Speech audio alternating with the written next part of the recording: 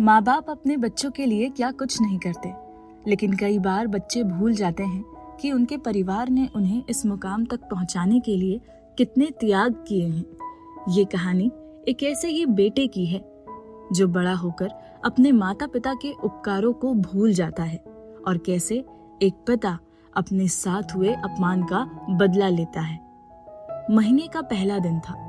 रवि जैसे ही घर आया, उसने हमेशा की तरह घर चलाने के लिए पैसे अपने पिता को थमा दिए। उसकी पत्नी, जिससे उसकी शादी को सिर्फ 6 महीने हुए थे, अपने कमरे में चली गई। रवि के पिता समझ गए कि वो इस बात से नाखुश है कि रवि अभी भी घर चलाने के लिए अपने पिता को पैसे देता है। रवि के पापा ने कहा, बेटा, अब ये पैसे अपनी पत्नी को दिया करो। वैसे भी मुझसे अब ये घर के काम नहीं होते। नहीं पापा, आज तक तो मैं आपको ही पैसे देता आया हूँ, तो अब क्या हो गया जो पैसे उसे दूं? आप चिंता मत करो, मैं देखता हूँ आंचल को क्या हुआ है। इतना कहकर रवि भी अपने कमरे में चला गया। रवि के कमरे से कुछ आवाजें आ रही थी, लेकिन उसके पापा ने उन्हें अनसुना किया और अपने कमरे में चले गए। अगली सुबह जब आंचल खाना बना रही थी तो उसने रवि को इशारा किया। रवि थोड़ा घबराया हुआ अपने पिता से बोला, पापा, कल शाम आप क्या कह रहे थे? रवि के पिता को बात समझ में आ गई। हाँ बेटा, मैं कह रहा था कि अब तुम्हें बहू को घर चलाने के लिए पैसे देने चाहिए। मैं अब बूढ़ा हो गया हूँ और मैं ये जिम्मेदारी नहीं संभाल सकता। ये कहते हुए उन्होंने पैसे रवि को वापस दे दिए और चाय पीने लगे। आंचल के चेहरे पर आज एक अजीब सी मुस्कान थी। रवि ने ऑफिस जाने से पहले वो पैसे आंचल को पकड़ाए और आंचल ने उन्हें अपनी अलमारी में रख दिए। इस बात को बीते हुए अभी 10 दिन ही हुए थे। आंचल ने सब्जी का थैला अपने ससुर को पकड़ाते हुए कहा, पापा, आप सब्जी ले आओ। रवि के पापा ने बहू की तरफ देखा और कहा, बेटा, एक सब्जी वाला रोज गली में आता ही है, उससे ले लेनी थी। नहीं पापा, वो महंगी लगाता है, आप सब्जी मंडी से ही ले आओ। ठीक है बेटा, बता दो क्या क्या लाना है और उसी हिसाब से पैसे दे दो। आंचल ने मुंह बनाते हुए कहा, आपको पेंशन भी तो आती है, उसी पैसे से सब्जी ले आओ। बेटा, पर वो तो रवि कह रहा था कि ना निकाले, बाद में तुम्हारे बच्चों के काम आएगी। आंचल ने कहा, मुझे कौन सा आज ही बच्चे पैदा करने हैं, आप इन्हीं पैसों से सब्जी ले आओ। ज्यादा बहस ना करते हुए रवि के पापा ने अपना पर्स उठाया और मंडी चले गए। शाम को जब सभी घर पर थे, बातों बातों में रवि को पता चला कि डैडी ने पेंशन के पैसे निकाले हैं और जब वो अपने कमरे में गया तो उसने अपनी पत्नी आंचल से पूछा, तुमने क्यों कहा पापा को पेंशन के पैसे निकालने को? आंचल ने गुस्से से कहा, अच्छा, तो उन्होंने मेरी शिकायत लगाई है। नहीं, ऐसी बात नहीं है, मैंने ही उन्हें मना किया था। तुम्हें पता नहीं कि सीनियर सिटीजन को ज्यादा ब्याज मिलता है और हमारा टैक्स भी बचता है। मुझे इन सब बातों में नहीं पड़ना। पता लगा तुम्हारे बाबूजी गुजर गए और पेंशन का एक भी पैसा हमारे हाथ नहीं लगा। रवि ने आंचल को समझाने की कोशिश की, पर आंचल ने नींद का बहाना बनाया और सो गई। धीरे धीरे आंचल का व्यवहार अपने ससुर के साथ बदल रहा था। आंचल हमेशा उन्हें खाना परोसने में देरी करने लगी और किसी न किसी बात पर उनका अपमान करती रही। एक दिन तो उसने अपनी सहेलियों के सामने अपने ससुर के साथ नौकरों जैसा व्यवहार किया। रवि भी ऑफिस से देर से आता था और उसके पिता अच्छी तरह जानते थे कि प्राइवेट नौकरी में कड़ी मेहनत करनी पड़ती है, इसलिए वो चुपचाप सब कुछ सहन करते रहे और अपने बेटे को कुछ नहीं बताते थे। 2 साल बाद रवि को भी बेटा हो गया।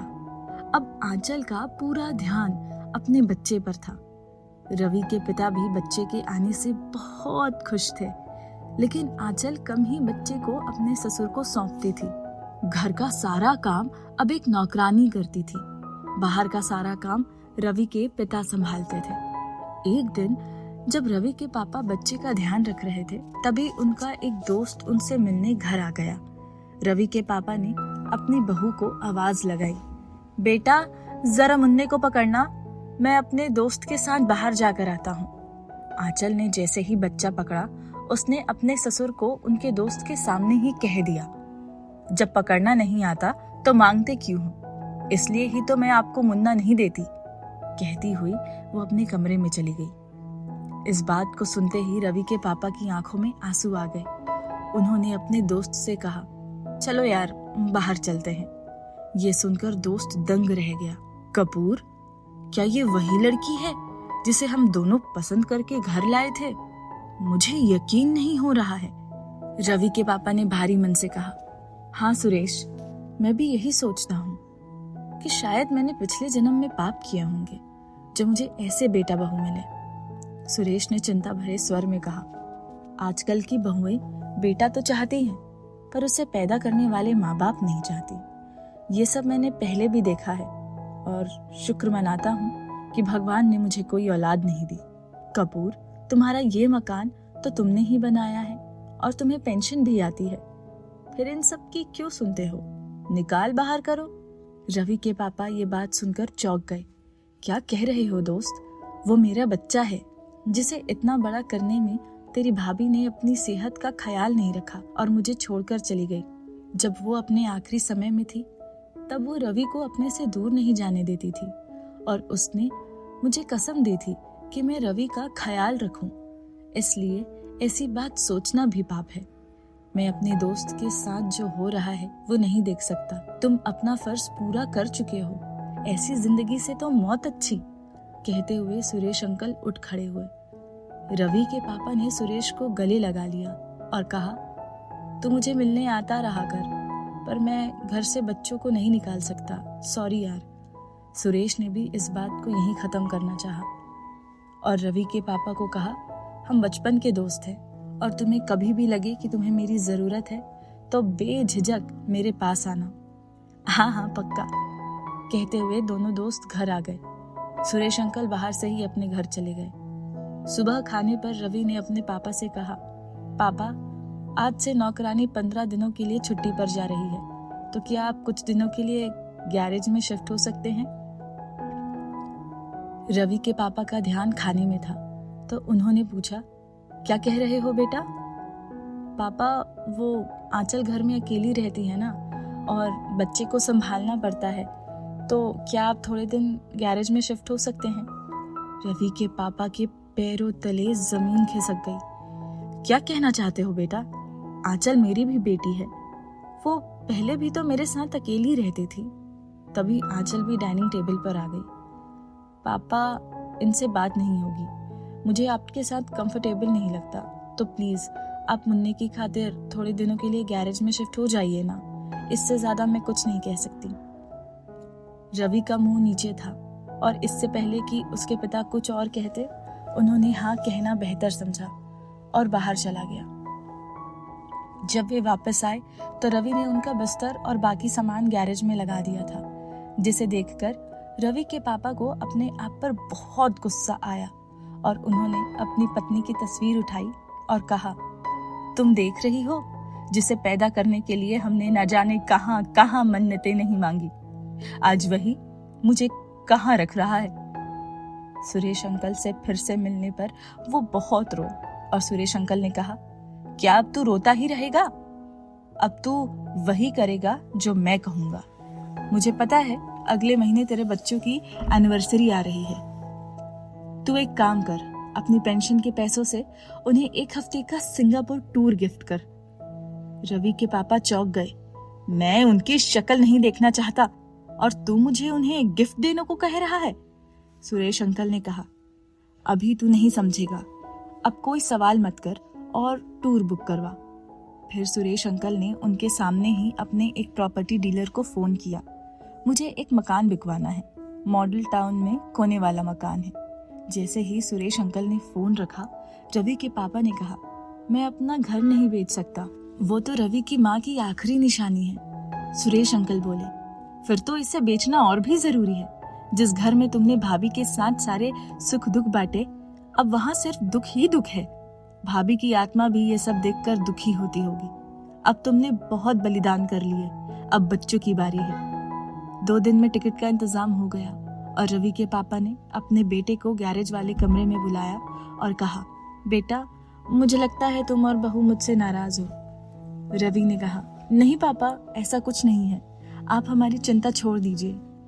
रवि के पापा ने कहा, पक्का तुम्हारी चिंता छोड़ दूं?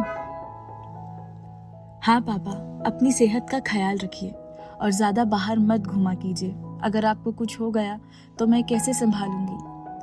हाँ बेटा, मैं घर पर ही रहूंगा, पर देख आज मैं तेरे लिए क्या लाया हूँ। उन्होंने रवि को फ्लाइट टिकट पकड़ाते हुए कहा। रवि ने जैसे ही टिकट देखी वो चौंक गया। पर पापा, इसकी क्या जरूरत थी? और आपने ये पेंशन के पैसों से खरीदी है ना? हाँ बेटा, और कहाँ से पैसे लाता? लेकिन पापा, मैंने तो आपसे कहा था ना, पेंशन का पैसा बच्चों के लिए रखना है। अब जो कर दिया बस कर दिया। अब तुम मुझसे नाराज मत हो। अभी मुझे बहुत जीना है, और इतने पैसे का क्या करना अगर सही से आनंद ही नहीं लिया। अब ये सब बंद कर और मेरी बहू और पोते को लेकर थोड़ा घूम कर आ। देख, काम करते करते तेरी भी क्या हालत हो गई है। रवि ने सोचा बात बढ़ाने का क्या फायदा, और सिर्फ थैंक यू कहकर अपने कमरे में चला गया। कुछ ही दिनों में वो दिन भी आ गया, और जैसे ही रवि अपने परिवार के साथ एयरपोर्ट के लिए रवाना हुआ, सुरेश अंकल भी प्रॉपर्टी डीलर के साथ कपूर अंकल के घर आ गए। रवि के पापा यानी कपूर अंकल बहुत दुखी लग रहे थे, तो सुरेश अंकल ने कहा, देख, मैंने राजू को सब बता दिया है। ये यहाँ का सबसे पुराना प्रॉपर्टी डीलर है, और मैं इसके पीछे 1 महीने से पड़ा हूँ। अब तू अपना दिमाग बंद कर और इस घर को बेच दे। हाँ, घर तो बेच देंगे, पर बच्चों का सामान और मेरा सामान? तब राजू ने कहा, चाचा आप चिंता ना करें, आपके इस घर की कीमत 5 करोड़ है, और मेरे पास 1 करोड़ का फ्लैट है। साथ ही हम एक घर किराए पर लेकर आपके बेटे का सामान वहां शिफ्ट कर देंगे। जैसे ही आपका बेटा वापस आए, उसे उस घर की चाबी दे देना। सुरेश अंकल की मदद से सब कुछ बहुत जल्दी व्यवस्थित हो गया, और जैसे ही रवि कुछ दिनों बाद अपने परिवार के साथ घर वापस आया, घर के गेट पर एक सिक्योरिटी गार्ड खड़ा था। रवि ने उससे पूछा, तुम कौन हो और मेरे घर में क्या कर रहे हो? आप रवि बाबू हैं क्या? हाँ, मैं रवि हूँ। अच्छा, 1 मिनट, कहते हुए उसने अपनी जेब में हाथ डाला और रवि को एक चाबी देते हुए कहा, कपूर साहब ने ये कोठी बेच दी है, और आपका सामान एक किराए के मकान में रखवा दिया है, और ये रहा उस मकान का पता। रवि का चेहरा गुस्से से लाल हो गया। उसने सिक्योरिटी गार्ड को गले से पकड़ लिया। सिक्योरिटी गार्ड ने रवि को धक्का मारा और कहा, मैं तुम्हारा बाप नहीं हूँ, इसलिए अगर हाथ पैर तोड़वाने हो तभी दोबारा हाथ लगाना। रवि समझ चुका था कि सिक्योरिटी गार्ड को दोबारा हाथ लगाया तो बुरा होगा। ये देखकर आंचल जोर जोर से रोने लगी। तभी वहां रवि के पापा आ गए। मुझे पता था कि तुम इस समय तक पहुंच जाओगे। रवि ने जैसे ही अपने पापा को देखा, उसने कहा, पापा ये सब क्या है? आप मेरे साथ ऐसा कैसे कर सकते हैं? रवि बेटा, मैंने तो तुम्हारी परेशानी आसान कर दी है। मेरी बहू मेरे साथ कंफर्टेबल नहीं थी, और मैं नहीं चाहता था कि मेरी वजह से मेरे बच्चे परेशान हों, इसलिए मैं तुमसे अलग हो गया। लेकिन अब हम कहाँ रहेंगे? रवि की बीवी ने रोते हुए पूछा। अपने किराए के मकान में, जिसकी चाबी शायद अब तुम्हारे पति के पास है। वो भी एक गैरेज है, लेकिन अगर तुम्हें पसंद ना आए तो तुम मकान बदल लेना। वैसे मैंने 3 महीने का एडवांस किराया दे दिया है। ये कहते हुए रवि के पिता ने बच्चों को आशीर्वाद दिया और अपने दोस्त की कार में बैठकर वहां से चले गए। आशा करती हूँ आपको ये कहानी पसंद आई होगी। अगर हाँ, तो ऐसी ही कहानियों के लिए सब्सक्राइब करना और बेल आइकन दबाना ना भूलें। तब तक के लिए टेक केयर, बाय बाय।